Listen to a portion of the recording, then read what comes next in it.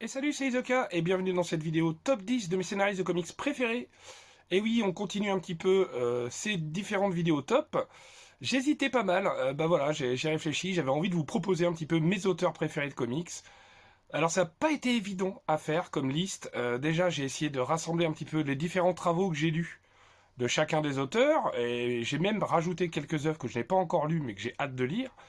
Donc déjà, ça m'a pris pas mal de temps de rassembler tout ça. En préambule aussi, je voulais parler de quelques mentions honorables et de cas particuliers. On va peut-être commencer par les mentions honorables. Alors évidemment, il y a Kurt Busiek que vraiment j'aime beaucoup ce que j'ai lu, que ce soit les New Warriors, que ce soit le premier tome de Harrow Smith. Qu'est-ce que j'ai eu d'autre? The Autumn Lands, qui est très très bien, avec Benjamin Douillet au dessin, c'était excellent. J'ai pas encore lu Astro City, et je possède pourtant 5 des volumes, le sixième est sorti, il faudra que je me le procure. Donc j'ai pas encore lu Thunderbolts, il y a plein de choses assez cultes que j'ai pas lu de Kurt Busiek, donc j'ai assez de découvrir un peu plus cet auteur-là. Mention honorable également pour Mark Waid qui ne rentre pas dans ce top 10 et pourtant que j'aime beaucoup. Mais pareil, j'ai peut-être pas lu suffisamment d'œuvres de sa part, même si ce que j'ai lu j'ai beaucoup aimé, notamment Kingdom Come que j'adore vraiment. Sa partie sur la JLA que j'ai beaucoup aimé aussi. Enfin vraiment Mark Waid c'est un scénariste que j'aime beaucoup. Je n'ai pas pu mettre également Jeff Jones. Jeff Jones qui est pourtant un scénariste assez iconique, notamment chez DC et notamment chez les super-héros. J'ai adoré vraiment son run sur la JSA, qui est un de mes runs préférés. Mais c'est pareil, j'ai pas assez lu les Teen Titans, j'en ai lu que quelques numéros, mais j'ai pas lu l'Omnibus. J'ai pas lu toute la Green Lantern. J'ai lu qu'en partie en général. Son run sur Justice League, j'aime bien. Mais voilà, c'est pas un de mes runs préférés non plus chez DC. Donc, bah voilà, pas Jeff Jones. J'ai pas pu rentrer non plus Jason Aaron. Jason Aaron, pourtant, j'ai adoré son run sur Thor. Vraiment, je l'ai kiffé du début à la fin. Il y a pas mal de choses que j'ai aimé de Jason Aaron. Il y a aussi des choses que j'ai moins aimées. Mais j'ai pas encore lu Sculpt et peut-être que c'est une de ses meilleures œuvres, donc ce qui me permettra peut-être de reconsidérer cet auteur. Je n'ai pas pu rentrer Wing également. Wing qui est pourtant un auteur que j'aime beaucoup, notamment sur Defenders, Defenders Beyond, les deux premiers arcs de Immortal Hulk que j'ai adoré, mais je me suis dit bon, il faut que j'aille lire du Peter David. Peter David d'ailleurs qui n'est pas non plus dans le top, parce que j'ai pas encore beaucoup et assez lu non plus de cet auteur-là. Donc Wing, j'ai adoré ce que j'ai lu non plus aussi sur Loki, mais voilà, il y a pas mal de choses qu'il faut que je continue de lire. Et je voulais parler de trois cas particuliers, des cas particuliers, notamment Chris Claremont, qui n'est pas dans le top parce que vraiment, il a surtout travaillé sur l'Uncanny X-Men que j'aime beaucoup. Mais j'avais envie au moins qu'ils aient fait 2 voire 3 œuvres différentes, les auteurs, pour les classer. C'était important pour moi. Je n'ai pas également classé Warren Ellis parce que je n'ai lu que Transmétropolitan et je n'ai rien lu d'autre. Je n'ai pas lu Planetary ou Authority. Et oui, je sais, j'ai pas mal de choses à rattraper.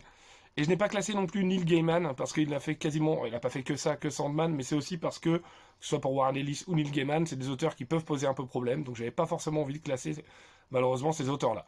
Donc voilà, grosse introduction, gros préambule et mention honorable, mais il fallait que je précise tout ça. On peut commencer en 10e position.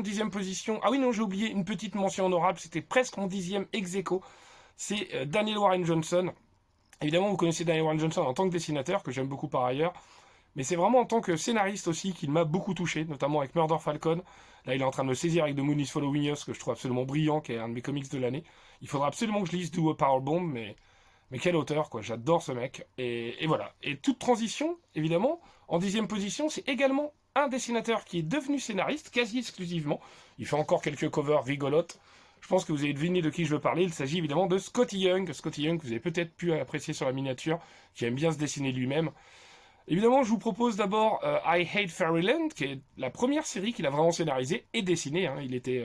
Il faisait les deux, évidemment, Jean-François Beaulieu à la colorisation comme d'habitude. Donc I Hate Fairyland, je vous en ai déjà parlé. C'est vraiment un comics que j'aime beaucoup, qui est très défouloir, qui est très drôle. Vraiment, vous posez votre cerveau sur le côté et vous vous éclatez. Avec notamment le personnage de Larry qui est génial. Il y a vraiment cette pauvre Gertrude qui est une espèce de... un peu prisonnière dans son corps d'enfant, à la manière... du personnage de Gale avec Zafram par exemple dans Black Hammer, mais vraiment c'est un peu ça, et ça fait 35 ans qu'elle est dans cette corps de fillette, on peut plus, elle n'arrive pas à parvenir à réussir à faire sa quête, et du coup forcément c'est une catastrophe. Donc je sais pas pourquoi je vous montre, parce que je voulais juste vous montrer les différents travaux, sinon ça va prendre des plombs. Donc I Hate Fairyland évidemment, série sur laquelle il est revenu quelques années plus tard. C'est toujours au scénario, cette fois c'est Bren Bean au dessin et toujours Jean-François Beaulieu à la colorisation. I Hate Fairyland, deuxième série, qui compte également 20 numéros. Donc 20 numéros pour la première série, 20 numéros pour la deuxième. Donc là, évidemment, j'ai une variante cover beaucoup plus irrévérencieuse. Et là, bientôt, je crois que c'est au mois de juin, il y aura le numéro 41. Forcément, parce qu'il s'amuse avec les deux différentes séries, donc il fait un peu une numérotation, un peu une critique à Marvel. Il aime bien mettre des petits taquets à Marvel de temps à autre, donc ça c'est plutôt rigolo. Qu'est-ce qu'il a fait d'autre, Scotty Young? Bah oui, je vous en ai déjà parlé. Middle West, forcément, que je vous ai classé en plus dans mes top 25 de comics indés. De toute façon, je vous en ai souvent parlé. Roré Corona au dessin, toujours Jean-François Beaulieu à la colorisation. Bah, Middle West, qui est vraiment quelque chose d'extraordinaire, de magnifique. Un conte initiatique, une espèce de road trip et une quête vis-à-vis de soi-même. Et la gestion des émotions, notamment de la colère, et de sa manifestation, qui serait une catastrophe naturelle, ni plus ni moins. Vraiment un magnifique comics Middle West que je vous recommande, qui est absolument génial. Scotty Young, je l'aime énormément cet auteur parce que comme vous avez pu le voir, il peut vraiment passer de la franche déconnade et du délire complètement assumé avec Harriet Farrelland et parfois quelques petites critiques acerbes sur l'industrie du comics. Comme je vous ai pu le présenter aussi, dans Middle West, là franchement c'est quelque chose de beaucoup plus intime, relation père-fils et presque un périple initiatique. Il a fait quelque chose de très poétique aussi, avec The Me You Love in the Dark, toujours avec Jorge Corona au dessin. De toute façon c'est une équipe qu'on va retrouver, et toujours Jean-François Beaulieu évidemment à la colorisation. C'est quelque chose qui est très chouette, qui est très beau, sur un petit peu justement l'angoisse de la page blanche de l'artiste, et ce besoin un petit peu assez classique, voire cliché, d'aller se réfugier, d'aller se reclure un petit peu dans un endroit qui semble l'inspirer. Ici, c'est une espèce de maison un peu abandonnée, presque hantée, entre guillemets. Et il va y avoir cette espèce de relation intangible, mais réelle, entre cette demeure et cette personne. Voilà, c'est un comics qui est très beau, très poétique. C'est pas l'œuvre dont on parle le plus de Scotty Young, de Me You Love in the Dark, qui est sorti en VF chez Urban, Celui que tu aimes dans les ténèbres. Donc voilà, pour Scotty Young. On continue évidemment avec une mini-série que j'ai adorée et dont j'espère le retour très très vite, c'est évidemment Twig. Twig, c'est le petit personnage génial avec Splat, cette espèce de peau de banane articulée qui l'accompagne. Une quête qui est presque plus grande que lui. Il va apprendre un petit peu à un petit peu chausser les anciennes chaussures de son père, qui ne peut plus assumer sa fonction de placeling. Qu'est-ce que c'est que ça, placeling? Tout va nous être expliqué dans cette excellente mini en 5. C'est Kyle Stram, je crois, au dessin. C'est ça, toujours Jean-François Beaulieu la colorisation. C'est vraiment une mini très agréable. Ça a été également édité en VF en Urban Blast, un Twig.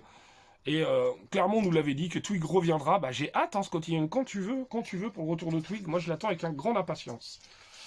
Et on termine pour Scotty Young, évidemment, avec une mini-série qu'il a faite également récemment, toujours dessinée par Jorge Corona et colorisée par Jean-François Beaulieu. Il s'agit évidemment de Ain't No Grave, vous le savez, qui a été un énorme coup de cœur de l'année 2024. Voilà, c'est ensuite ce personnage de Tyler qui suit 5 étapes du deuil, véritablement. Le deuil de qui, le deuil de quoi, vous le verrez en parcourant cette histoire assez classique mais somptueusement illustrée et quelque part avec une magnifique symbolique. Traduit par aucune tombe assez profonde chez Urban.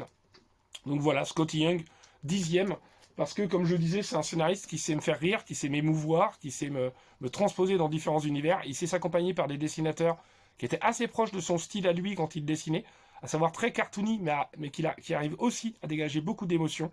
Il est possible que je reparle de Scotty Young en tant que dessinateur si je fais un autre top, soit en mention honorable, soit dans le top, mais vraiment, en tant que scénariste, il assume vraiment me cueillir, c'est-à-dire qu'à chaque fois que maintenant il va proposer une série en tant que scénariste, j'y vais sans même y réfléchir, quoi, clairement. Donc numéro 10, Scotty Young, de mon top 10 de scénariste de comics. On continue avec le numéro 9. Le numéro 9 n'est d'autre que Ram V. Et oui, Ram V, cet auteur indien. Je vous présente d'abord ce qu'il a pu faire chez DC Comics. Il a notamment travaillé sur le personnage de Catwoman avec Fernando Blanco notamment au dessin. Il est possible qu'on reparle d'ailleurs de Fernando Blanco dans cette émission.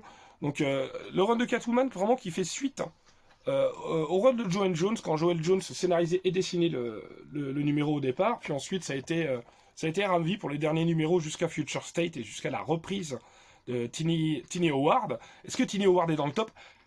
Non, elle n'est pas dans le top, Tini Howard, évidemment. Mais bref, tout ça pour dire que ces épisodes de Catwoman étaient très sympas. Un petit peu une Catwoman plus proche de la mafia, qui est presque à la tête de son espèce d'organisation criminelle. Et c'était vraiment quelque chose de pas mal du tout. En tout cas, voilà, Ram V, moi j'avais entendu parler déjà un petit peu, mais j'avais pas lu son run sur Swamp Thing, toujours chez DC, qui a plutôt bonne réputation et bonne presse, donc voilà. Je reparlerai plus tard un petit peu de Ramvi aussi, une collaboration qu'il a faite sur un comics d'ici, mais qui avait été initié par quelqu'un d'autre. Voilà, je tease. Qu'est-ce qu'il a fait d'autre? Évidemment, là je vous présente chez iComics These Savage Shores avec Sumit Kumar. Pareil, Sumit Kumar, on en reparlera un petit peu plus tard, qui est vraiment un comics que j'ai adoré, que j'ai trouvé vraiment déjà l'édition est superbe, que j'ai trouvé génial, que j'ai trouvé très très beau. Et là on peut apprécier ou non, c'est là où Ramvi peut diviser, le style très littéraire de Ramvi, parce que là il y a pas mal de chapitres qui commencent par... en plus même le lettrage est particulier, parce qu'on vraiment on lit une lettre. Il y a vraiment quelque chose de très agréable, très chouette. Il y a vraiment un amour des mots, un amour de, comme je vous le disais, un petit peu de cette manière d'écrire très littéraire et qui essayait de se transposer, de s'adapter le plus possible à l'époque et au type de personnage, de comment il peut s'exprimer, comment il peut écrire du coup. Vraiment, c'était extraordinaire. J'ai adoré V Savage Shores. C'est un comic que j'ai beaucoup aimé. Et Ramvi, je pense qu'il a notamment explosé avec The Many Deaths of Lila Star qu'il a fait avec Philippe Andrade. Qui est, là je vous présente le TPB hein, chez Boom Studios, mais évidemment vous connaissez vous notamment là où les versions urbaines, il y en a eu plein. Bah, c'est un comics que je trouve absolument génial, que j'ai trouvé brillant, qui m'a surpris, qui m'a rappelé Day Tripper, et pour moi ça ne peut être qu'un énorme compliment, parce que Day Tripper vous le savez, c'est un de mes comics préférés. Alors Lila Star il a pas fait partie des top indés parce que même si c'est un récit que j'ai beaucoup aimé, justement je trouve que dans le genre il y a mieux, donc je voulais pas forcément mettre plusieurs comics du genre. Même si le numéro 3 est vraiment un numéro que j'ai trouvé génial, avec notamment une narration que j'ai trouvé, un narrateur que j'ai trouvé assez brillant, original, dirons-nous. Donc vraiment, toutes les morts de Lila Star, The Many Deaths of Lila Star, c'est un comics que j'ai adoré de Ramvi. Il a fait un autre comics que j'ai beaucoup aimé, dont on parle pas tant que ça. Je sais, Comics du Prof, on a beaucoup parlé parce qu'il a adoré aussi. C'est un comics qu'il a fait avec Annan RK. Et oui, il s'agit de Blue in Green. Blue in Green, qui est vraiment un comics que j'adore. Et je crois que c'est John Pearson qui est également à la colorisation. C'est ça. Et c'est vraiment un résultat qu'on a que je trouve absolument génial. Très ésotérique, très comment dire, très éthéré, très poétique. C'est vraiment très beau. C'est une quête initiatique. Quelqu'un qui veut un petit peu aller sur les traces de son père à travers la musique. Il y a un côté très fantastique et très beau. Dans Blue in Green que j'ai adoré. Donc vraiment Ramvi, je trouve que c'est un auteur à la fois poétique et quelqu'un qui aime beaucoup le style littéraire et qui sait souvent s'accompagner par des dessinateurs qui vont vraiment mettre au service l'histoire qu'il veut raconter. Donc c'est vraiment très chouette. En parlant d'un dessinateur qu'il a déniché tout simplement, je crois que sur Twitter, il s'agit d'Evan Kegel qu'on avait vu faire des covers pour Detective Comics. Et là, c'est Dawn Runner. Dawn Runner qui n'est pas un récit que j'ai adoré. Je veux dire franchement, j'ai même trouvé ça assez classique. On préfère Evangelion dans le même style. Par contre, les dessins d'Evan Kegel sont vraiment super beaux. Même si, bon, j'avais déjà exprimé mon scepticisme quant à certaines lisibilités dans certaines planches. Mais enfin, quand même, Dawn Runner de Ramvi, il faut en parler parce que c'était quand même pas mal. Sinon, il a également collaboré avec Dan Waters qui l'a pas mal accompagné notamment sur les backups de Detective Comics. Oui, j'aurais pu vous parler de Detective Comics aussi, mais je ne l'ai pas lu, alors que je possède tous les singles. Mais là, je vous parle évidemment de One Hand qu'il fait en tant que scénariste avec Lawrence Campbell au dessin, Lilo Fridge à la colorisation.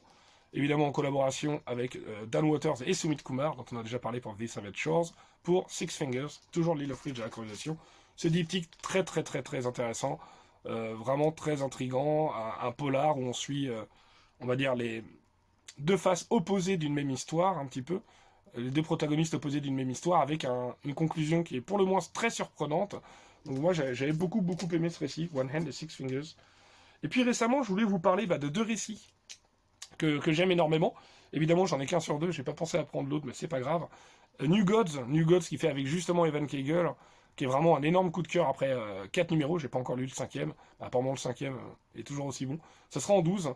Et puis évidemment le numéro 1, toujours avec Annan RK, donc avec qui il a collaboré sur Blue in Green, The Resurrection Man, dont je vous ai parlé il n'y a pas longtemps dans un issue de secours, et également dans l'émission d'Encre des Bulles sur la chaîne de Mindphobia. Donc vraiment pour l'instant, Ramvi, c'est quelqu'un qui m'a quasiment jamais déçu, et vraiment ce qu'il propose, je trouve ça génial. Le moment où il m'a peut-être pas cueilli, c'est pour le dernier festin de Rubin, où j'avais lu que les 2 premiers numéros, j'avais pas trouvé ça, j'avais pas été super emballé, mais Hadas m'a dit qu'il fallait absolument que je poursuive et que la fin était vraiment géniale. Mais Néo, lui, m'a montré un petit peu qu'il était beaucoup plus sceptique et qu'il n'avait pas kiffé du tout. Donc voilà, mais globalement, Ram V, c'est un auteur que j'aime beaucoup et que je vais continuer à suivre. On enchaîne avec le numéro 8. Le numéro 8, il ne s'agit nul autre que Jeff Lemire. Jeff Lemire, dont je vous ai déjà parlé notamment pour justement Descender. Il a également fait Ascender, la suite que je n'ai pas encore lue. Alors, il faut que je précise pour Jeff Lemire que apparemment ses meilleures œuvres sont celles qu'il a dessinées. Mais moi, je n'ai lu aucune œuvre qu'il a dessinée, parce que pour l'instant, je suis bloqué par le dessin. Vous allez me dire, mais enfin, Isoka, toi qui as l'air plutôt ouvert, franchement, de fermer sur le dessin d'un artiste, c'est dommage. Bah, vous avez raison. Vous avez raison, je veux vraiment redonner sa chance, donc je vais probablement essayer Sweet Tooth ou Royal City, ou il y a pas mal d'œuvres qu'il a faites, qu'il a dessinées, qui apparemment sont très personnelles et très belles, donc je vais sûrement tenter. Bon, en tout cas, là, je vous parle de Descender, que j'ai évidemment énormément aimé. Je peux également vous parler, ben ça, je vous en ai déjà parlé de Black Hammer. Black Hammer, j'en ai parlé tout à l'heure avec Golden Gale, Zafram, justement, notamment, mais il y en a plein d'autres, hein, Barbalian, Colonel Weird, Abraham Slam, enfin voilà, Black Hammer, quoi, j'adore cette série, et notamment ses spin-offs, il y a beaucoup de spin-offs qui sont très intéressants, et vous le savez, mon spin-off préféré, c'est Doctor Star, avec Max Fiumara, qui est un dessinateur dont on reparlera probablement, ça aussi, je vous l'avais déjà pas mal présenté. Jeff Lemire, qu'est-ce qu'il a fait d'autre? Il a fait évidemment, ça c'est pour toi Jules, Primordial, avec Andrea Sorrentino, qui est quelqu'un avec qui il a énormément collaboré. Là c'est pareil, je l'ai dans ma bibliothèque, mais je vais pas vous montrer toutes ses œuvres, mais il a fait aussi Gideon Falls, que je n'ai pas encore lu. Il a fait également le mythe de l'ossuaire, Bon Orchid Mythos, avec notamment de Passageway, qui était d'abord un graphic novel qui était directement sorti en hardcover, hein, qui est sorti évidemment en grand format urbain. Puis les séries des milliers de plumes noires, 10,000 Black Sages, toujours avec Sorrentino. Puis la série Les Résidents, donc Tenement, en 10 numéros cette fois. Ça reviendra, je sais plus avec. J'ai encore oublié le nom de la prochaine série du mythe de l'ossuaire, mais ça reviendra. Donc de toute façon, Jeff Lemire est quelqu'un d'assez prolifique, hein, vous le savez. Je voulais également vous présenter une série en 13 numéros que j'ai en single également, Little Monsters, dessinée et colorisée par Dustin Nguyen, même si colorisé, c'est un bien grand mot, parce que c'est une série quasi en noir et blanc. J'ai beaucoup aimé, surtout le début, à vrai dire, Little Monsters, que je trouve absolument génial. Mais après, c'est une écriture à Jeff Lemire, il prend son temps, mais il y a toujours souvent une histoire de relationnel avec des enfants impliqués. Et malheureusement, les enfants, ils souffrent souvent dans les récits de Jeff Lemire. C'était un récit que j'ai beaucoup aimé, Little Monsters, même si un peu précipité sur la fin. Et je voulais vous parler également d'une série que j'aime beaucoup. Il s'agit de Phantom Road, qui est fait avec Gabriel Hernandez Walta au dessin et Jordi Belair à la colorisation. Ça, j'en ai déjà pas mal parlé, notamment parce qu'en plus, la série vient de faire son retour avec le numéro 11, le début du 3e arc. Donc Phantom Road, j'aime beaucoup. Donc voilà, Jeff Lemire, c'est quelqu'un que je trouve qui a une écriture très intelligente, les dialogues sont vraiment très bien ciselés, et il y a souvent des relations en fait familiales qui sont très touchantes et très belles, même si on est souvent parfois dans la souffrance et dans la perte, mais on est dans la tentative de reconstruction, quoi qu'il arrive. Enfin, vraiment, c'est un auteur qui m'émeut beaucoup, et j'aime beaucoup ce qu'il fait, même si c'est vrai qu'il prend souvent son temps pour raconter ses récits. J'en veux pour exemple Little Monsters ou Phantom Road, mais ça peut valoir le coup si on est patient, même si je vous recommande plutôt de lire en édition compilée plutôt qu'en single issues mois après mois, parce que la frustration peut prendre le pas peut-être sur l'enthousiasme. Allez, on enchaîne avec le numéro 7. Le numéro 7, il s'agit de James Tynion IV. Et oui, James Tynion IV, qui a été un petit peu d'abord à l'école Scott Snyder. Hein, il a travaillé notamment avec lui sur Batman Eternal, entre autres, que d'ailleurs j'avais plutôt apprécié. Il n'était pas tout seul, il y en avait d'autres, il y avait Tim Seeley notamment. Et donc du coup, forcément, Snyder, on l'avait connu sur son run sur Batman dans le New 52, la cour des hiboux, la nuit des hiboux. Et James Tynion IV, il a proposé une série qui s'appelle Talon, justement, qui est une série qui compte quand même 17 numéros. Donc là, vous avez l'énorme TPB. Donc c'est vraiment très intéressant. Et justement, moi j'étais super emballé par tout ce qui est un peu la cour des hiboux et tout. Je connaissais pas, évidemment, c'était une nouvelle menace, mais je ne le savais pas à l'époque. Et James Tynion IV, quand j'ai vu que c'était un auteur qui commençait à peser un peu, je me suis intéressé à son travail. Et j'ai vu qu'il avait fait ça. Donc je m'y suis intéressé, il y avait notamment du Guillaume March au dessin. Donc voilà, il a fait ça chez DC. Mais pas que, qu'est-ce qu'il a fait d'autre chez DC? Il a fait évidemment le run de Detective Comics, que je vous conseille, qui est vraiment excellent. Je sais plus en combien de tomes, je crois que c'est en 4 tomes, je sais plus trop. Avec notamment Eddie Barrows et Alvaro Martinez Bueno. Oui, Alvaro Martinez Bueno, il est possible qu'il le retrouve un petit peu plus tard sur une autre série. Eddie Barrows, qui est un dessinateur aussi extraordinaire, hein, qu'on a pu apercevoir aussi récemment, je crois, dans du Action Comics, et qu'on va revoir dans du Superman bientôt, parce que c'est lui qui fait l'arc juste après celui de Dan Mora. Donc c'était vraiment un excellent run, un comics d'équipe en fait, avec, vous pouvez le voir, du Batwoman, je vous le montre un petit peu, voilà, du Batwoman, du Spoiler, du Robin, et même d'autres acolytes un petit peu plus improbables. Mais c'était vraiment excellent. Avec notamment Orphan, enfin Batgirl, Cassandra Cain, que j'avais vraiment trouvé génial. Donc ça, c'était très bon. Il a également fait un excellent run sur la Justice League Dark, et c'est pour ça que je voulais vous reparler également de Ramvi, puisque c'est d'abord James Tynion IV qui fait le run, et puis je crois que c'est Ramvi qui le termine. Ça, c'est vraiment excellent. J'avais vraiment adoré. Je vous en ai parlé très rapidement, je crois, parce qu'il y avait quelques épisodes de Wonder Woman dedans, qui a quand même un rôle important. Et il y a notamment un des GOAT, hein, de Detective Chimp, je l'adore, il est génial. C'est vraiment une excellente série de Justice League Dark Rebirth que je vous conseille. Et ensuite, James Tynion IV, bah forcément, il a cartonné en indépendant. D'abord chez DC. C'est pas vraiment de l'indépendant, mais qu'est-ce que ça fout chez DC? Ça, on peut bien se poser la question. Il s'agit évidemment de The Nice House on the Lake. Là, je vous présente les TPB. J'étais pas allé en single, hein, c'est un de mes regrets. Et bon, là, j'ai les deux TPB, évidemment. Alors, vous le connaissez sans doute, si vous êtes lecteur VF, bah, en grand format Urban. En plus, il y a eu un prix très intéressant sur le tome 1. Ça avait cartonné, vous le savez, c'est un des best-sellers d'Urban. Donc, Nice House on the Lake, avec justement Alvaro Martinez Bueno au dessin, Jordi Belair à la colorisation. Donc, une œuvre qui sera en 3 cycles. Là, je vous présente le numéro 1 de Nice House by the Sea. Il y a 6 numéros qui sont sortis. D'ailleurs, Urban a sorti très récemment, ou va sortir, je ne sais plus, de Nice House by the Sea, le tome 1. Parce que ce sera également en 2 tomes, et on aura un 3e cycle. On ne sait pas où se trouvera cette jolie maison cette fois. On verra bien. Moi, c'est une série que j'ai vraiment beaucoup aimée. C'est pas ma série préférée de James Tynion IV, mais elle est vraiment géniale. Oui, parce que ma série préférée de James Tynion IV, enfin, c'est pareil. Je me rends compte que j'ai pas pris tous les livres que je possède de chaque auteur, sinon j'aurais eu des piles de malades. Déjà, j'ai 3 grandes piles, vous les voyez pas, mais elles sont assez impressionnantes. Mais évidemment, il a fait Something is Killing the Children, que je n'ai pas encore lu, et que je possède dans des magnifiques éditions de luxe chez Boom Studios. Je crois que je vous les avais déjà présentés. Il y en a 2 qui sont sortis pour le moment. J'ai également pris les TPB de House of Slaughter, puis ensuite j'ai pris les singles de Book of Slaughter, Book of Butcher, Book of Cutter, etc. Bon, voilà. Complétiste alors que j'ai encore rien lu. Ça se trouve, j'ai pas aimé, mais au moins, je pourrais revendre tout le set. Mais non, ma série préférée de James Tynion IV, évidemment, il s'agit de Department of Truth. Je vous en ai déjà parlé, qui est vraiment très bien classé dans mon top 1D. Désolé de vous spoiler si vous n'avez pas encore vu cette vidéo, mais j'adore cette série, je la trouve brillante. Martin Simmons au dessin, que j'adore également. Alors, comme je vous l'ai déjà dit, c'est vrai que c'est quelqu'un qui fait pas l'unanimité, c'est sûr, mais je trouve vraiment que ce soit au découpage, que ce soit la proposition, que ce soit justement ce côté malaise retranscrit qui fonctionne très bien. Enfin, c'est vraiment souvent brillant. Là, je vous présente une variante cover, une incentive même, je crois bien, de Fernando Blanco, que je trouve absolument génial. Donc j'étais obligé de la prendre. Et Fernando Blanco, est-ce qu'on ferait pas le lien directement? Donc Department of Two, vous savez, ma série de cœur de James Tynion IV, mais une autre série que j'aime beaucoup, justement, qui est fait avec Fernando Blanco et colorisé par Jordi Belair, c'est évidemment World Tree. World Tree que j'aime beaucoup, qui en a maintenant au numéro 13, je crois.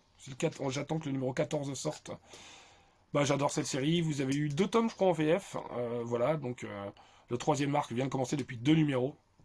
Une série assez géniale sur justement un peu la cybertechnologie, l'Undernet, mais surtout sur ces petits génies qui ont créé un monstre et qui n'arrivent plus vraiment à maîtriser leur créature. C'est un peu Frankenstein moderne pour moi. C'est vraiment génial. En plus, Fernando Blanco, je le trouve super au dessin. Donc j'aime beaucoup. Oui, tiens, j'ai voulu vous le présenter avant. Ça, James Tynion IV et Martin Simmons ont également travaillé sur Dracula. Ça, vous le savez, c'est une des connecting covers de Jason Sean Alexander. Je crois pareil, je vous avais déjà montré, notamment dans un petit trésor de lecteur ou quelque chose comme ça. Bref, peu importe. J'avais beaucoup aimé cette mini, que j'ai trouvé magnifique, des tableaux de Martin Simmons, et puis plutôt un complément intéressant au film adapté du roman de Bram Stoker. Et puis récemment, James Tynion IV, il a également fait The Deviant, enfin récemment, ça fait un moment qu'il l'avait commencé, mais le numéro 9 est sorti récemment, qui conclut la série.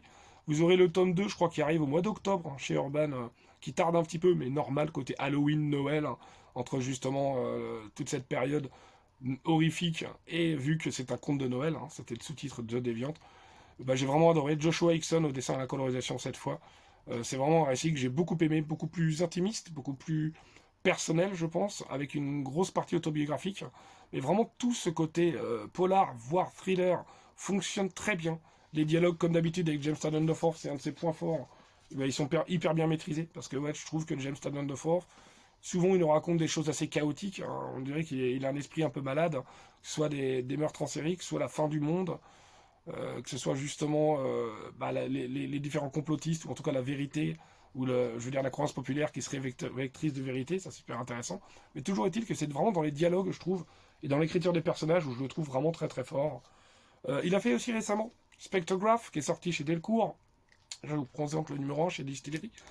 Qui est une série que j'ai beaucoup aimée aussi, qui est beaucoup plus intimiste cette fois. C'est sur deux parcours croisés, à la fois sur une jeune mère abandonnée qui ne sait plus vraiment quoi faire, qui se pose beaucoup de questions, qui a un carrefour de sa vie, et elle va faire un choix qui est très, très douloureux, très difficile, un choix qu'elle pense voilà, de courte durée, mais la courte durée peut se transformer en éternité.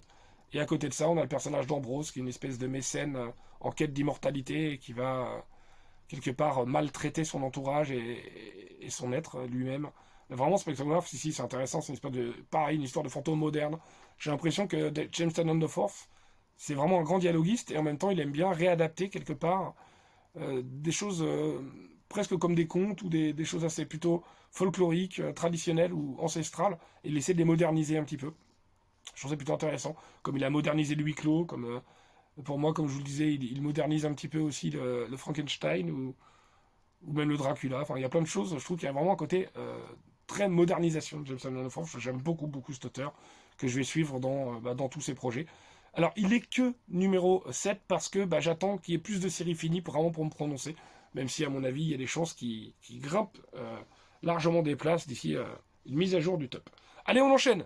Sur le sixième, il s'agit évidemment de Rick Remender. Alors Rick Remender, j'ai vraiment pas mal de séries à vous présenter. Évidemment, la première série, la série par laquelle j'ai appris à le connaître, c'est Black Science. C'est vraiment la toute première série que j'ai lue de Rick Remender, et qui m'a aussi fait découvrir Matteo Scalera.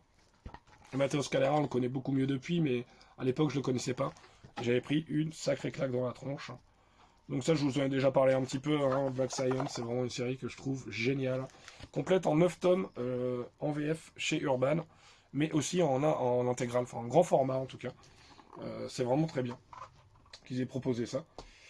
Je vous propose également, là je vous présente le tome 1 parce que c'est plus facile à manipuler Deadly Class, mais vous le savez, un petit peu mes malheurs avec Deadly Class, j'ai finalement pris le compendium, donc mes tomes 1 à 8 vont finir à la revente, ou je sais pas si quelqu'un ça pourrait intéresser, sachant que c'est très très compliqué de se procurer les suivants. Mais bon voilà, Deadly Class, dessiné par Wes Craig, que je n'ai pas pu classer dans le top 1D parce que je n'ai lu que 8 tomes sur 12, donc j'ai lu 2 tiers de la série, je trouvais ça un peu audacieux de la classer, mais vraiment ce que j'ai lu, j'ai trouvé ça génial. J'avais lu de manière très frénétique en plus.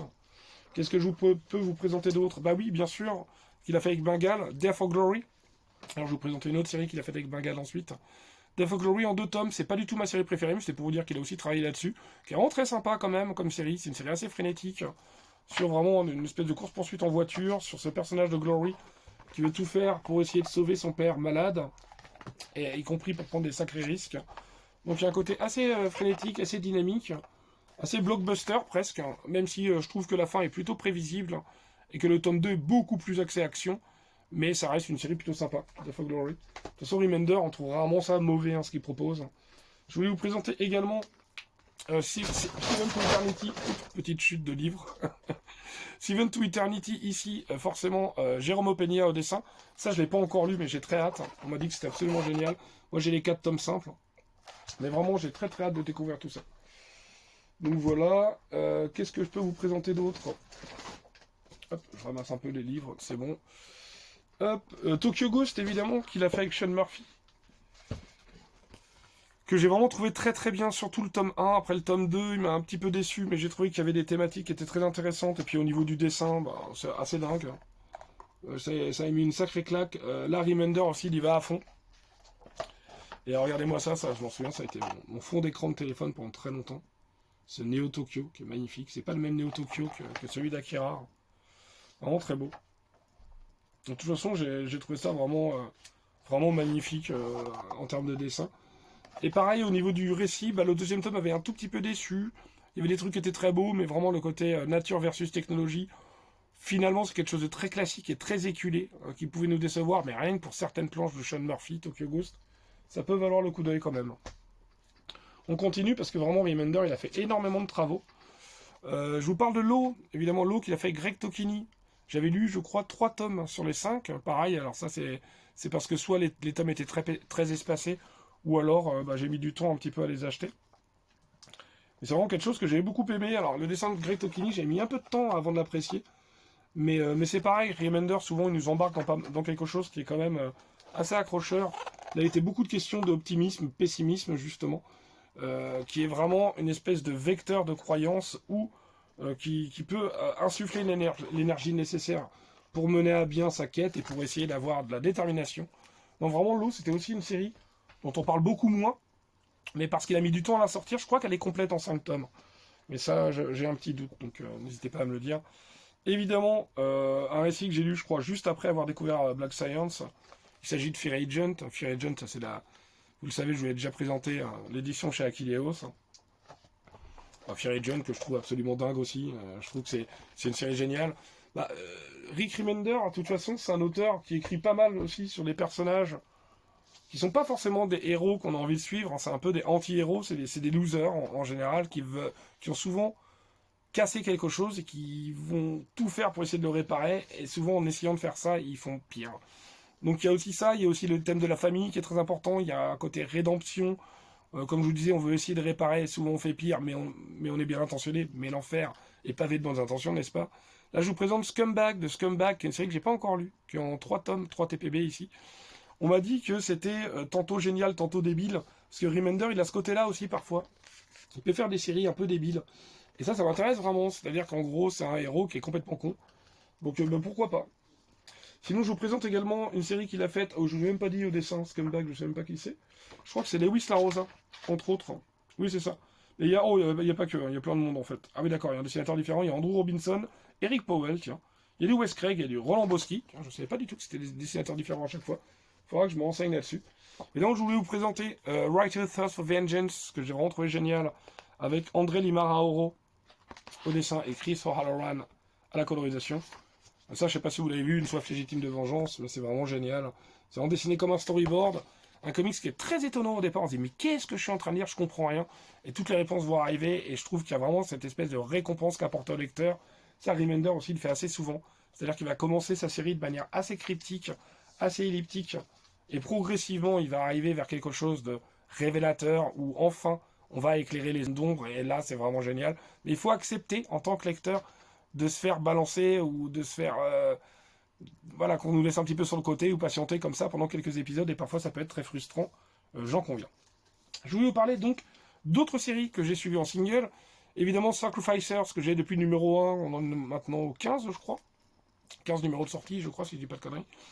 J'adore, vous le savez, un Max Fiumara au dessin, mais aussi du André Limaraoro, justement. Le tome 2 va sortir bientôt, je crois. Sous le nom de Sacrifice. J'adore, je trouve ça absolument brillant, c'est génial.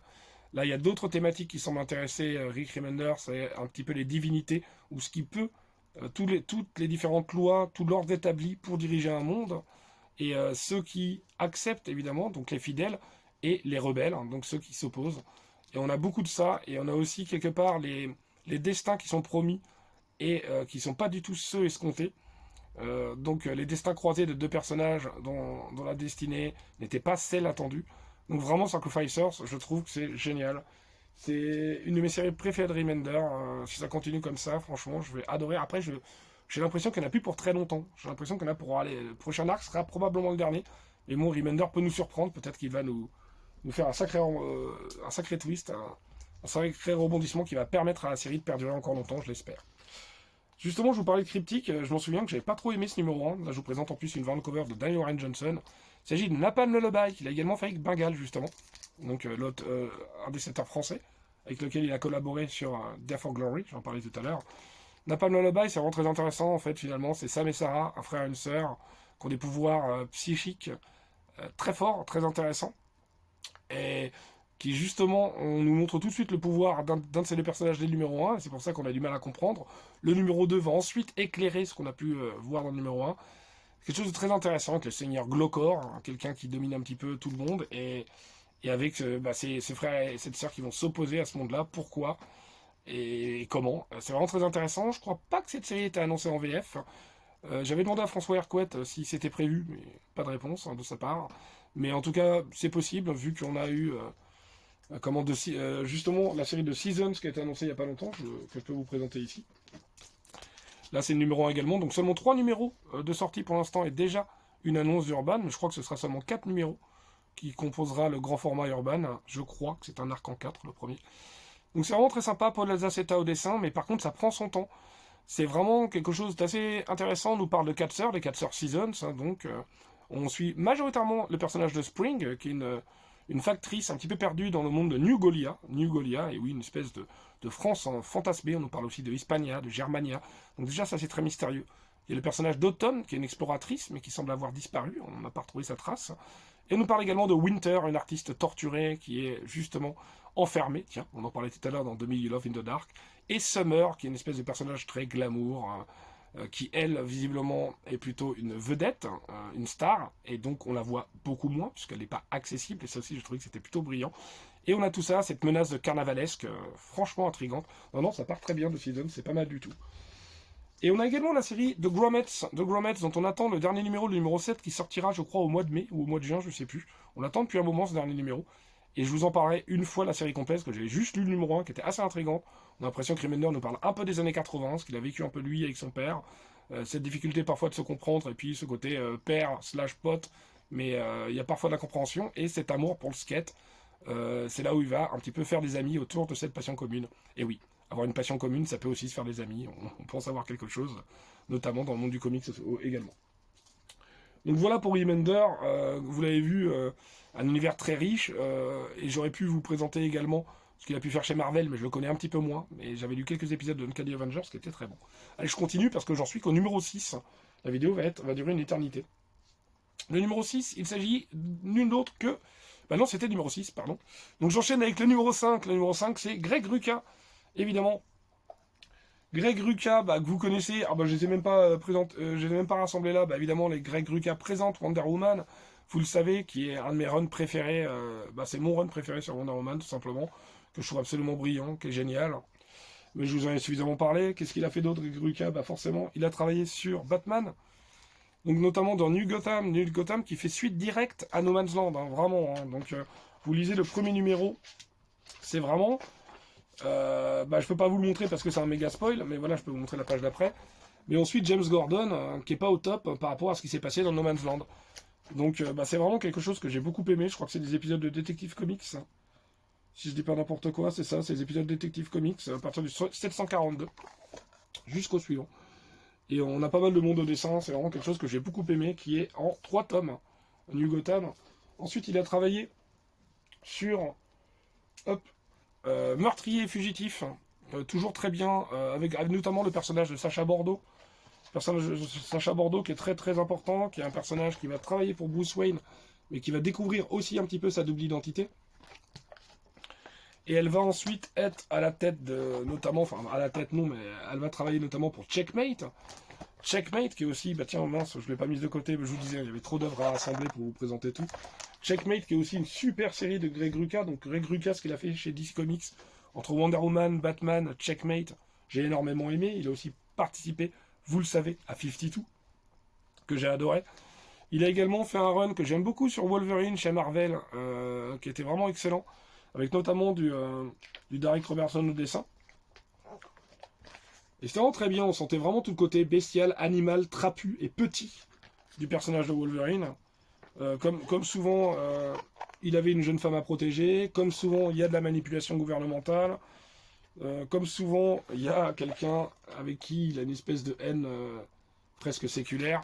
Non, vraiment, c'était excellent. Un très bon run, franchement. Que j'ai trouvé vraiment génial sur la première moitié et un petit peu moins bon ensuite, mais ça reste franchement une lecture que je recommande. De toute façon, Greg Rucka, voilà, j'aime énormément ce qu'il a fait là. Ah non, je les ai pas mis là, je sais pas, attendez, si j'ai d'autres œuvres à vous présenter, normalement de Greg Rucka, mais oui, bien sûr. Il y a également Lois Lane, Enemy of the People, qu'il a fait, là je vous présente le TPB, qui s'en est pris plein la gueule à sa sortie VF, alors que moi j'ai vachement aimé ce récit. Oui, il est intégré dans un crossover, bah oui, comme beaucoup de récits parfois dans la continuité. Oui, c'est un récit complet, même s'il y a des références à la continuité et des events ou des choses comme ça. Bah, ça, c'est normal. Hein. C'est n'importe qui le récit d'ici. Hein. Je veux dire, là, récemment, Superman Space Age, c'est un récit complet, et même un récit presque Black Label, alors qu'il y a un event qui est intégré. Mais bon, bref, ça arrive souvent. C'est juste que là, cet event Léviathan, bah, personne ne l'a lu, par contre. Mais ce run, il est quand même intéressant. Il y a plein de choses que je trouve vraiment très intéressantes sur la manière d'écrire de Lois Lane. C'est vrai que là, elle est vraiment très, très vindicative. C'est une journaliste engagée et qui a des mots très forts, qui utilise des mots comme des armes. Et ça que j'ai trouvé ça plutôt intéressant. On a un Mike Perkins en plus que je trouve vraiment intéressant au dessin. Donc bah, j'ai plutôt aimé ça, clairement. Et ensuite, bah, je vais vous proposer un petit peu ce qu'il a fait en indépendant. En indépendant, il a fait évidemment une série que j'aime énormément, qui est Lazarus. Lazarus qui ne fait pas partie du top 25 juste parce que bah, je n'ai pas tout lu et en plus ça n'est pas terminé. Vous savez qu'il y a Lazarus, je crois que c'est Fallen qui arrive ou j'ai lu Awaken, enfin c'est n'importe quoi, c'est évidemment Fallen, qui fait que Michael Lark qui est vraiment aussi bah, quelqu'un avec qui ils ont travaillé sur Gotham Central, bah, je peux vous en parler là, hein, parce que il a travaillé évidemment pas tout seul avec quelqu'un d'autre dont je vais vous parler juste après, puisque il sera dans la place juste après. Il a également fait Black Magic avec Nicolas Scott, hein, pareil là chez Glénat, mais qui n'ont sorti que 2 tomes sur 3. Et je crois qu'à ce jour, c'est peut-être le travail que j'ai préféré de Nicolas Scott, je trouve absolument incroyable. Elle avait déjà fait des merveilles hein, sur le deuxième run de Wonder Woman avec Greg Rucka, en alternance avec Liam Sharp. Elle faisait vraiment un super boulot. Mais là, je trouve que c'est assez dingue ce qu'elle proposait par Nicolas Scott sur Black Magic. Je peux vous montrer une ou deux autres planches que j'ai vraiment trouvé superbes. Mais vraiment, c'est super beau, quoi. Super beau, puis c'était vraiment un très bon récit sur cette flic amatrice, justement, de magie noire. Très intéressant sur comment elle devait à la fois se défaire sur sa condition de sorcière et assumer sa fonction de policière. Non, mais excellent, de toute façon. Greg Rucka, c'est un auteur que j'aime beaucoup, même si malheureusement il n'est pas très très prolifique. Là, il a fait récemment une série qui s'appelle The Forge, où il y a quand même 9 numéros qui sont sortis dans ce grand format. J'avais lu que le numéro 1, mais qui était très cryptique. C'est très techno-babble, hard SF, hein. Mecha, quelque chose qui a priori ne me parle pas du tout. Mais vu que c'est Greg Rucka, j'y étais allé. Au dessin, je crois que c'est Henderson, parce que je crois que je sais plus où c'est Trotman, je sais plus trop. Mais voilà, The Forge, ça, faudra que je vous en reparle, parce qu'il faudra que je me mette à jour. J'ai les 9 numéros, mais j'en ai lu qu'un. Donc voilà pour Greg Rucka. On va enchaîner à présent sur justement son comparse avec qui il a écrit Gotham Central, puisque l'un écrivait l'équipe de jour, l'autre écrivait l'équipe de nuit. C'est évidemment Ed Brubaker qui est en 4e position. Ed Brubaker, je vous en ai déjà parlé sur son run sur Catwoman, avec notamment Darwyn Cook, le regretté Darwyn Cook, que j'aime énormément, vous le savez, j'en parlerai peut-être si je fais un top dessinateur, j'en parlerai certainement si je fais un top dessinateur. Mais vraiment, j'avais adoré ce run sur Catwoman. Je vais essayer d'accélérer un petit peu, hein, parce que là, je vois que ça prend quand même pas mal de temps, puis il y a des livres dans tous les sens. Il a également travaillé sur du Batman, sur du Detective Comics, en collaboration avec Rucka, mais même tout seul. Chez Marvel, il a également travaillé, bien sûr, sur du X-Men. Là, évidemment, c'est La chute de l'Empire Shi'ar, qu'il a fait notamment avec Billy Tan et Clayton Henry au dessin. Voilà, retrouver du Brubaker dans du cosmique, on ne sait pas comment, c'est aussi pour ça que je vous recommande ce comics, parce que après on va voir qu'il y a quand même quelque chose, un dénominateur commun, parce que c'est quand même quelqu'un qui aime le polar, qui aime l'espionnage, qui aime tout ça. Et justement chez Marvel, son run sur Captain America, il traduit parfaitement ça. C'est une merveille, en plus il s'entoure de dessinateurs qu'il va retrouver plus tard, comme Steve Epting notamment. Mais il y a aussi du Mike Perkins, il y a du Butch Guice, il y a plein de monde, enfin là je vous remontre une planche comme ça, mais vraiment ce Captain America, si vous l'avez jamais lu, faites-vous ce plaisir, c'est extraordinaire, c'est voilà du polar, de l'espionnage, c'est vraiment, vraiment génial. Ensuite, quand il arrive chez Image Comics, il va surtout travailler avec Sean Phillips, vous le savez, notamment, là je vous présente Fatal. Alors Fatal, je l'ai pas encore lu, Fatal, c'est, vous le savez, j'ai acheté il y a quelques mois le Compendium.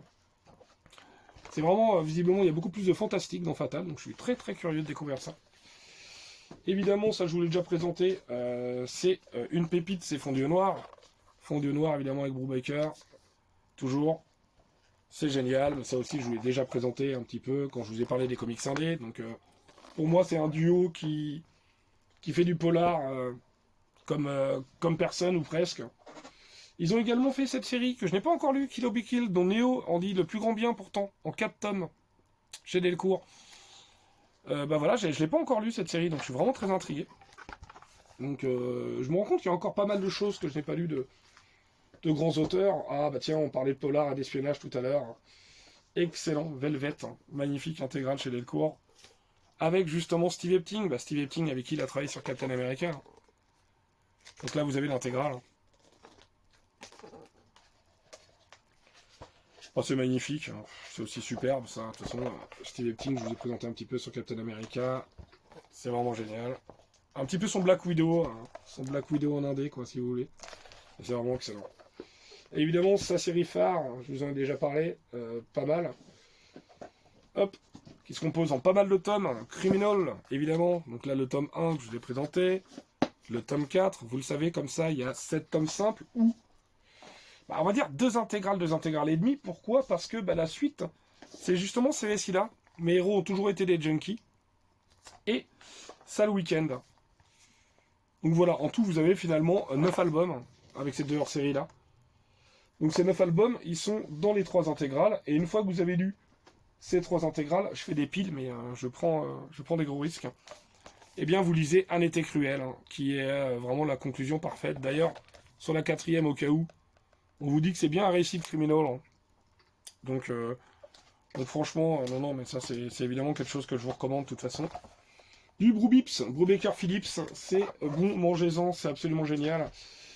J'en ai d'autres, ah oui, c'est pas fini, hein, c'est pas fini, évidemment. Super récit, très court, mais très efficace, Pulp, qui est vraiment génial, qui est à la fois sur justement qu'est-ce qu'un pulp, qu'est-ce que c'est, à la fois sur ce récit très touchant, très beau, sur les auteurs aussi, parce qu'il y a souvent ça, hein, que ce soit dans ça le week-end ou dans ça, et des questions parfois des auteurs de comics aussi, dans ce que raconte Brubaker.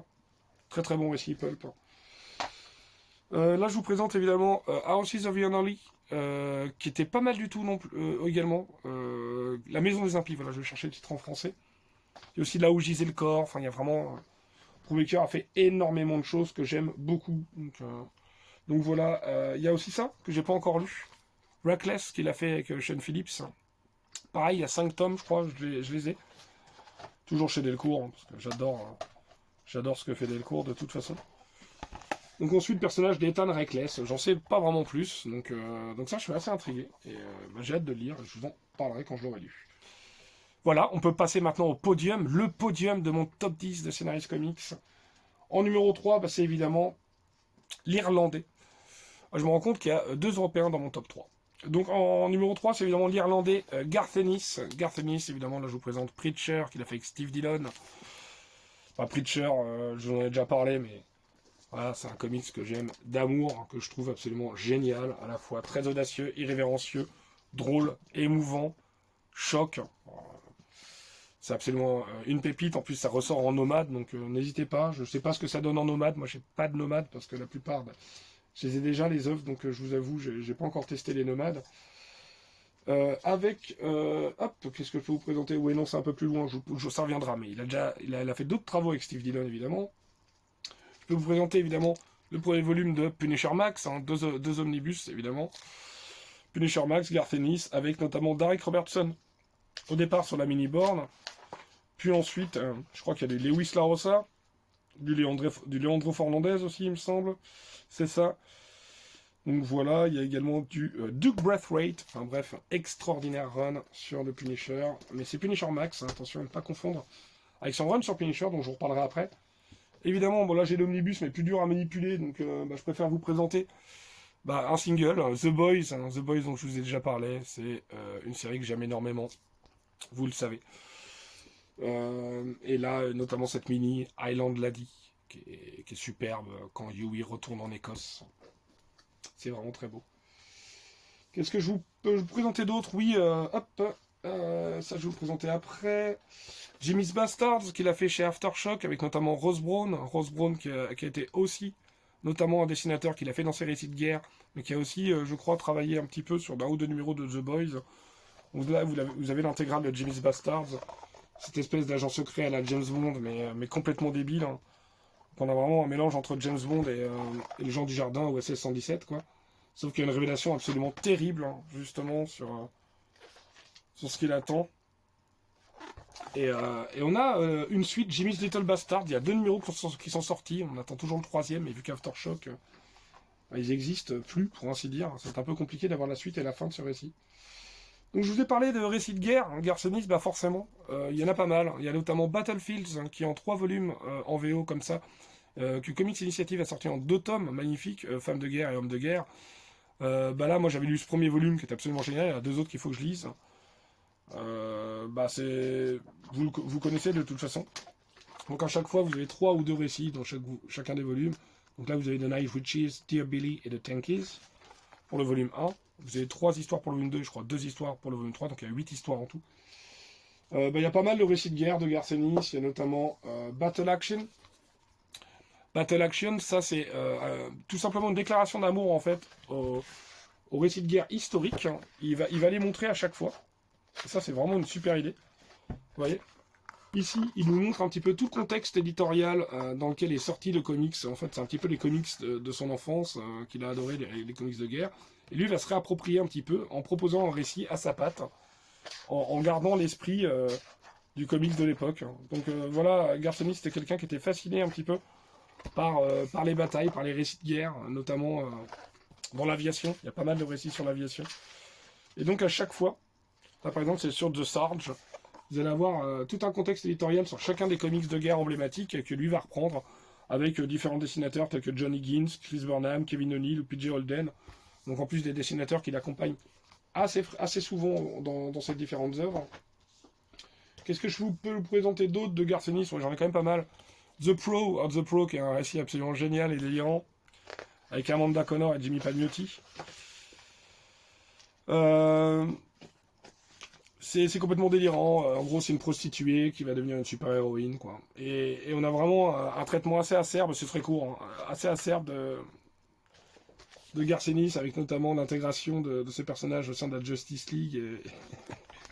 Et c'est plutôt drôle, moi j'ai vraiment trouvé ça. C'était vraiment le côté... Garcenis, c'est aussi ça, c'est soit des récits très emblématiques, très forts, souvent trash, mais avec une très belle histoire en toile de fond, telle que Preacher ou The Boys. Ça peut être des récits de guerre très intéressants sur à la fois la stratégie militaire et tout l'esprit de camaraderie et cette folie qui est d'aller vers la mort en essayant de l'accepter. Et on a aussi ce côté complètement décérébré, comme The Pro par exemple.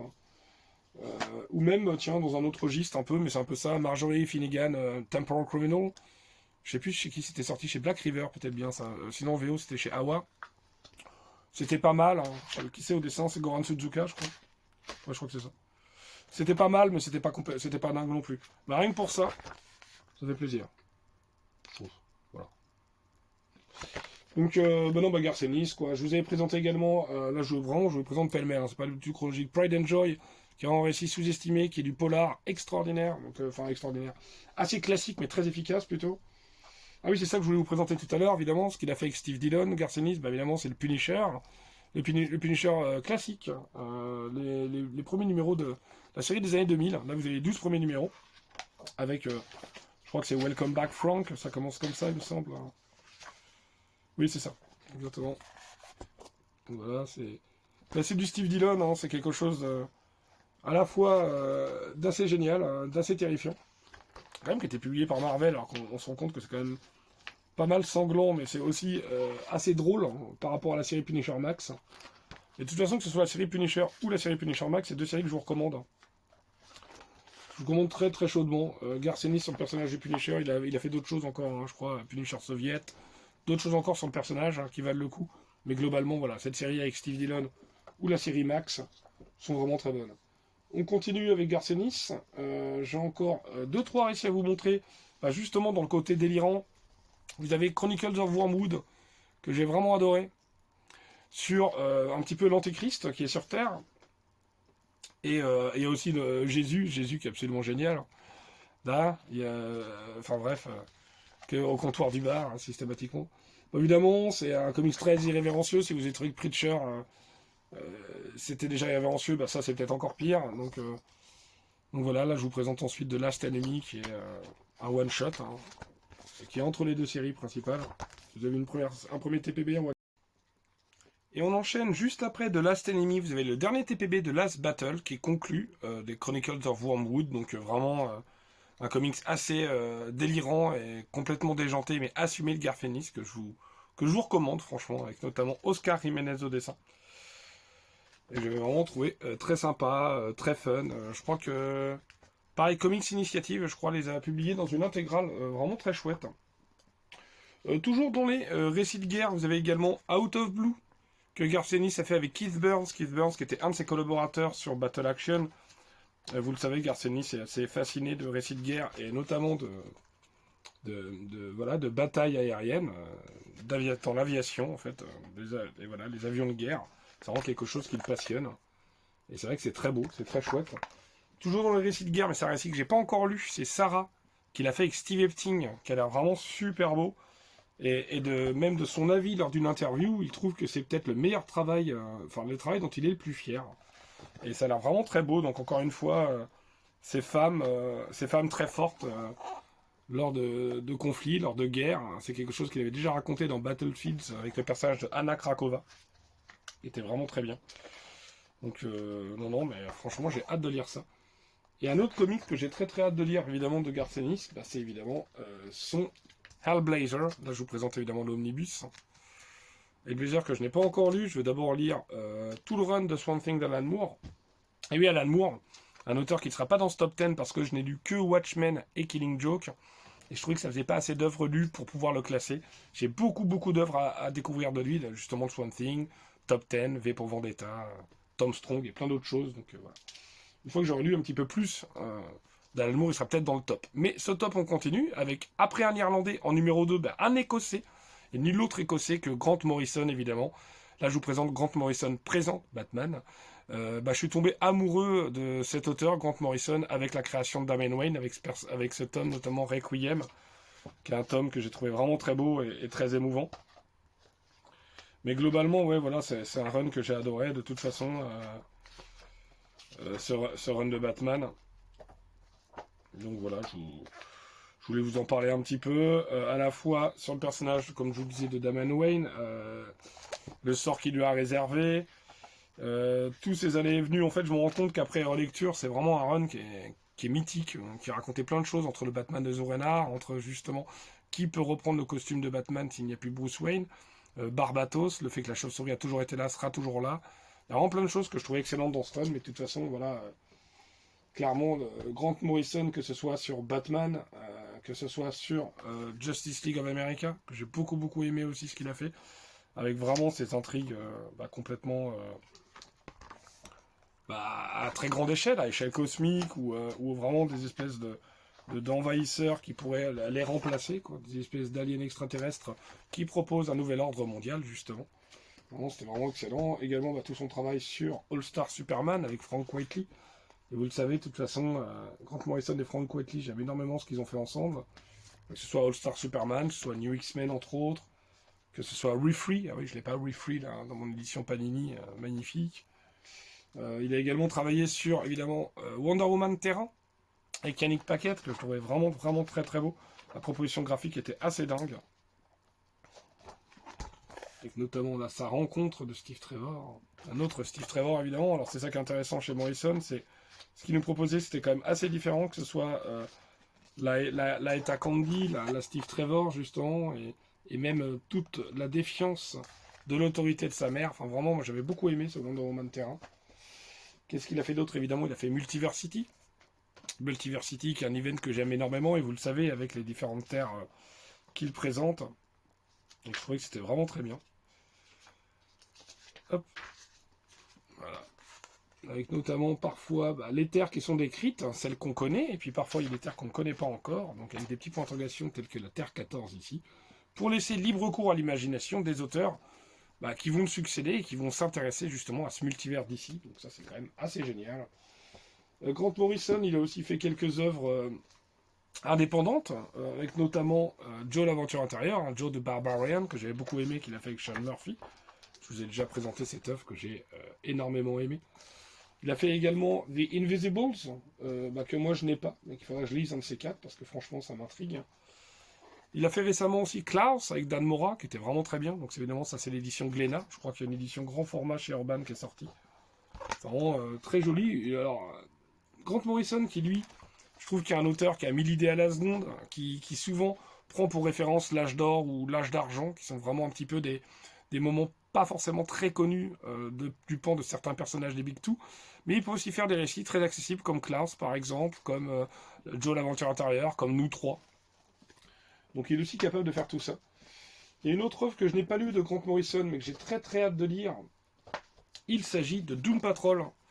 Doom Patrol en 3 grosses intégrales comme ça chez Urban avec Richard Case au dessin. C'est vraiment quelque chose que j'ai très très hâte de lire. Il paraît que c'est un de ses meilleurs travaux. Il paraît que la série est très bonne également. Donc vraiment, j'ai très très hâte de découvrir Doom Patrol.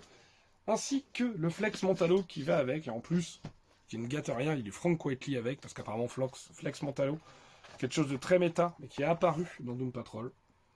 Donc voilà, j'ai encore des choses à découvrir de Grant Morrison, évidemment.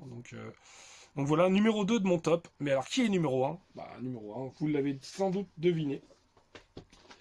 Il s'agit évidemment de Brian Kevogan. Brian Kevogan, je vous présente évidemment Why the Last Man, Y le dernier homme, que je vous ai déjà présenté dans mon top Vertigo, qui est vraiment un récit que j'ai adoré. Sur justement, qu'est-ce qui se passe, cette idée terrible qui fait que toutes les espèces mâles sont mortes, sauf Yorick et son capucin. Pourquoi ? Qu'est-ce qui s'est passé ? Évidemment, on va avoir un énorme road trip. Il veut juste retrouver sa femme, mais c'est plus facile à dire qu'à faire. Donc voilà, je vais vous présenter pas mal d'œuvres que j'ai, évidemment, de Brian Kevogan. Ensuite, ah oui, j'aurais pu vous présenter ça en préambule. Évidemment, je vous avais déjà présenté ce qu'il a fait avec Marcos Martin, Doctor Strange, ici. Voilà, forcément. Qu'est-ce que je peux vous présenter d'autre ? Hop, attendez, parce que c'est un peu le bazar, je fais de l'ordre. Oui, forcément. Ex Machina, dont je vous avais déjà parlé, qu'il avait fait chez Wildstorm, avec Tony Harris, excellent comics sur un ancien super-héros devenu maire de New York, vraiment génial. Notamment comics un peu post-11 septembre, clairement. Qu'est-ce que je peux vous présenter d'autre ? Hop, attendez, je regarde un peu. Tac, ça c'est après. Oui, bien sûr, toujours chez Vertigo, Les Seigneurs de Bagdad, je vous en ai déjà parlé avec Nico Nerichon. D'ailleurs, il va revenir avec Nico Nerichon sur un hardcover bientôt. Spectators, que j'ai hâte, je crois que c'est en septembre, en VO. Il a également fait chez Image avec Steve Cross, We Stand on Guard, qui est peut-être le récit que j'aime le moins de Brian Kevogan, mais qui reste néanmoins plutôt un bon récit. Ce serait les États-Unis qui envahissent le Canada. Donc c'est un récit que j'ai trouvé vraiment pas mal. Encore une fois, Brian Kevogan, l'art du dialogue et l'art un petit peu aussi il n'a pas peur en fait de parler clairement de soucis politico-sociaux. Clairement, c'était le cas dans Ex Machina, c'est le cas dans We Stand on Guard de manière assez nette. Dans Greg le dernier homme, on avait aussi une œuvre très très fondamentalement féministe. Je vous présente également Paper Girls, qu'il a fait chez Image Comics avec Cliff Chang, qui a vraiment un récit que j'aime énormément sur des livreuses de journaux dans les années 80, sur à quel point il va y avoir quelque chose d'assez mystérieux sur justement la gestion du voyage dans le temps et de ceux qui veulent, qui n'ont aucun souci, qui sont des voyageurs du temps, et d'autres qui le font plutôt à l'ancienne. On va avoir vraiment une opposition d'idéologie là-dessus, qui va être assez intéressante. C'est vraiment une série que j'adore. Je conseille plusieurs lectures, ou alors assez rapprocher les lectures quand même, parce que c'est assez exigeant. En tout cas, pour bien avoir tout en tête, parce que vraiment, je trouve que le comics fonctionne très bien. Escapist, Les Maîtres de l'Évasion, ça je vous en ai déjà parlé, c'est un spin-off du roman de Michael Chabon, Les Aventures Extraordinaires de Cavalier Clay, et c'est vraiment génial. J'en ai parlé assez récemment dans l'émission de Manphobia d'Encre de Bulle, mais aussi dans mon top 1D. C'est un comics que je trouve absolument génial, qui est une magnifique déclaration d'amour justement au tout premier créateur, que ce soit Joe Shuster, Jerry Siegel, notamment, mais même plein d'autres, Steranko, Bob Gale, vraiment tous les tout premiers créateurs de comics et de l'industrie en général, et à chaque fois d'avoir une proposition artistique unique qu'on va essayer de réitérer en fondant notre propre comics et en achetant les droits des personnages. J'ai vraiment trouvé ça absolument génial. Et évidemment, comment ne pas parler évidemment de ce qu'il a fait avec Marcos Martin de Private Eye, que ça c'est pareil, c'était pas dans mon top 1D, mais parce qu'il y avait vraiment déjà beaucoup de Brian Kevogan. C'est un récit génial. Alors comme vous pouvez le voir, Urban l'a édité à l'italienne et c'est très cool. Du coup c'est pas forcément facile à lire ou à montrer, mais voilà. Comme vous pouvez le voir, donc il a fait le Private Eye avec Marcos Martin qui est absolument génial. Il a fait également Barrier, toujours avec Marcos Martin, que je trouve bien mais moins bon, qui a une œuvre beaucoup plus, on va dire, une expérience, on va dire. Hop, si j'aimerais bien vous le montrer parce que c'est pas évident. Tac. Voilà. Donc voilà, Barrier, hop, et Private Eye, qui sont les deux travaux que j'ai beaucoup aimés aussi. Et évidemment, comment ne pas finir sur Saga, qui est mon comics préféré, vous le savez. C'est mon comics de cœur, Saga pour la vie. Voilà, évidemment, là je vous présente cette magnifique cover où on peut apercevoir le testament avec son chien, je crois que je sais plus comment il s'appelle, je ne sais plus comment il s'appelle, Bon quelque chose. Magnifique cover aussi ici avec Hazel enfant et sa babysitrice. Ici une cover de Gus et de Squire, l'écuyer. Une cover du Prince Robot 4 que j'aime beaucoup. Et évidemment la cover du numéro 54 hein, qui est un comics que je n'oublierai jamais dans ma vie, ce numéro 54. Bah voilà, bah je crois que c'est à peu près tout pour moi. Donc vous en conviendrez, c'était un peu long ce top 10 des scénaristes, mais je voulais vraiment vous parler des auteurs qui sont très importants pour moi et des œuvres marquantes sur lesquelles ils ont pu opérer.